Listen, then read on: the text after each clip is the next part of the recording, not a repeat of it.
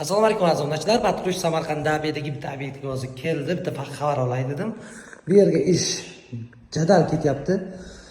Devorlar rodban bo'lish shpaklovka tayyor turibdi. Shkurka aboyga tayyor. To'kalar olib kelingan. To'kalarni yopishtiramiz. U xonalar ham tayyor, xudo xolasa.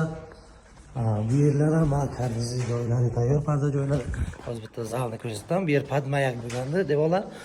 Bu videoni ko'rgan bo'lsalaringiz, o'zlaringiz tushunasizlarmi? Polностью padmayak.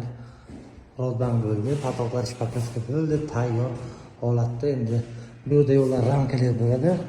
Bu ramka bo'ladi. Bu yerni aytgandim, patokni olmaymiz degandik. Plastik edi, bu patoklar olmaymiz degandik. Keyin uyni egasini ko'ndirib, ular bilan maqsad qilib, olib tashlab gipsokardon urib, mana splashnoy urib, shpaklovkalarni ham qilib qo'ydik. Bu yerlar devorlar rodban bilan olib chiqib shpaklovkalarni qildik. Bu ham patokga almashtirildi. Xudo xolasa baribir gipsokardon bagati.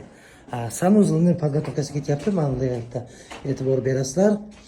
Chopli devor deymiz-da endi buni. Bu yer yopiladi, xudo xolasa. Bu yerni ustidan shkatulka qilamiz, keyin kafelni boshlab yuboramiz. Xudo xolasa yana ish jarayonlarini qo'yib boramiz. Kimga shunaqa xizmatlar kerak bo'lsa, aloqaga chiqasizlar.